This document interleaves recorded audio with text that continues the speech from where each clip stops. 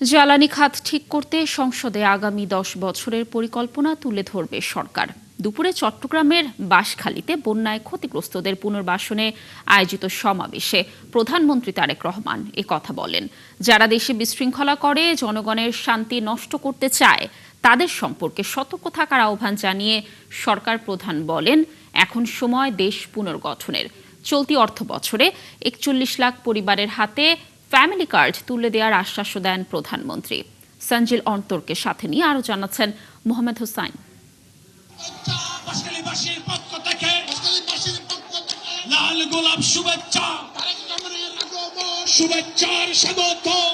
টানা বৃষ্টি আর পাহাড়ি ঢলে চট্টগ্রামের সাম্প্রতিক বন্যার ক্ষত এখনো বয়ে বেড়াচ্ছেন বাঁশখালী উপজেলার লাখো মানুষ। ক্ষতিগ্রস্ত হয়েছে 9,000 ঘরবাড়ি, জীবন জীবিকা অনিশ্চিত হাজারো পরিবারের। এমন বাস্তবতায় ক্ষতিগ্রস্তদের পাশে দাঁড়াতে চট্টগ্রামে প্রধানমন্ত্রী তারেক রহমান। প্রধানমন্ত্রীকে এক নজরে দেখতে দুপুরের আগেই বাঁশখালী উপজেলার বাহারছড়া সৈকতে ঢল নামে হাজারো মানুষের। মহেশখালীতে উন্নয়ন প্রকল্প পরিদর্শন শেষে দুপুর 2টায় সমাবেশের মঞ্চে আসেন প্রধানমন্ত্রী তারেক রহমান। ত্রাণ সহায়তার পাশাপাশি গৃহহীন মানুষের হাতে তুলে দেন 100টি ঘরের চাবি। বিশেষ চাহিদা সম্পন্ন 10 ব্যক্তিকে দেন অর্থ সহায়তা। এ সময় স্থানীয়দের উদ্দেশ্যে দেয়া বক্তব্যে প্রধানমন্ত্রী আশ্বাস দেন টেকসই বেড়িবাঁধ নির্মাণ, লবণের ন্যায্য দাম নিশ্চিত করার। চট্টগ্রাম কক্সবাজারের বিস্তীর্ণ সমুদ্র উপকূল জুড়ে শিল্প কারখানা গড়ে তুলে কর্মসংস্থান সৃষ্টির প্রতিশ্রুতিও দেন সরকার প্রধান। এই সমুদ্রকে কিভাবে ব্যবহার করে বাংলাদেশের মানুষের তাদের জীবন ব্যবস্থা উন্নত করা যায়, কিভাবে আমরা সেটি এইখান থেকে শুরু করে সেই মিরেশ্বরাই পর্যন্ত, মাদারীপুর পর্যন্ত কিভাবে আমরা বিভিন্ন মিল ফ্যাক্টরি স্থাপন করার মাধ্যমে এই দেশের মানুষের কর্মসংস্থানের ব্যবস্থা করতে পারবো, এই দেশের মানুষের ব্যবসা বাণিজ্যের ব্যবস্থা করতে পারবো, সেই পরিকল্পনা কিভাবে গ্রহণ করা যায় তার জন্য আজকে আমি মাতার বাড়ি গিয়েছিলাম। জ্বালানি খাতের সঠিক ব্যবস্থাপনায় আগামী 10 বছরের জন্য একটি কর্মপরিকল্পনা সংসদে উপস্থাপনের কথাও জানান তারেক রহমান। আমাদের জ্বালানি পরিকল্পনা কি হবে, আগামী 10 বছর ইনশাআল্লাহ বাংলাদেশের বিদ্যুৎ ব্যবস্থা কি হবে, সেই প্রস্তাবনা আমরা জাতীয় সংসদে উপস্থাপন করব।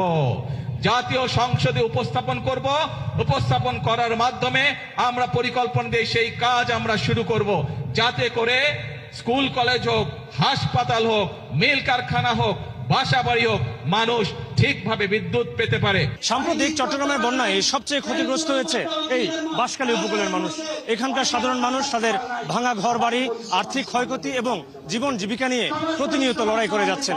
তাদের সেই লড়াইয়ে রাষ্ট্র সাথে আছে এমন বার্তা দিতে প্রধানমন্ত্রী তারেক রহমান আজ ক্ষতিগ্রস্তদের পাশে দাঁড়ালেন। আশ্বাস দিলেন এখানকার উন্নয়ন বঞ্চনা দ্রুত লাঘবের, পাশাপাশি নির্বাচনী প্রতিশ্রুতি বাস্তবায়নের। যারা দেশে বিশৃঙ্খলা করে জনগণের শান্তি নষ্ট করতে চায়, তাদের থেকে সতর্ক থাকার আহ্বান জানান প্রধানমন্ত্রী। ছাত্রছাত্রীদেরকে যদি নতুন করে বই দিতে হয়, এই সকল ব্যবস্থা যদি করতে হয়, তাহলে আমাদেরকে দেশের আইন শৃঙ্খলা ঠিক রাখতে হবে। একইভাবে সতর্ক থাকতে হবে আমাদেরকে, যারা বিভ্রান্ত তৈরি করতে চায় তারা যাতে কোনো সুযোগ না পায়। কারণ বিভ্রান্তকারীরা যদি বিভ্রান্ত করার সুযোগ পায়, ক্ষতিগ্রস্ত হবে জনগণ। বিভ্রান্তকারী যারা, তারা তো নিজেদের মতন করে চলে যাবে, তারা তো জনগণের সাথে থাকবে না। এ সময় দেশ পুনর্গঠনে 20 কোটি মানুষের হাতকে 40 কোটি শ্রমিকের হাতে পরিণত করার প্রত্যয় জানান প্রধানমন্ত্রী তারেক রহমান। 20 কোটি মানুষের 40 কোটি হাত, প্রত্যেকটি হাত শ্রমিকের হাতে রূপান্তর করতে চাই আমরা। মোহাম্মদ হোসাইন, 71, চট্টগ্রাম। দেশ গঠনে ভূমিকা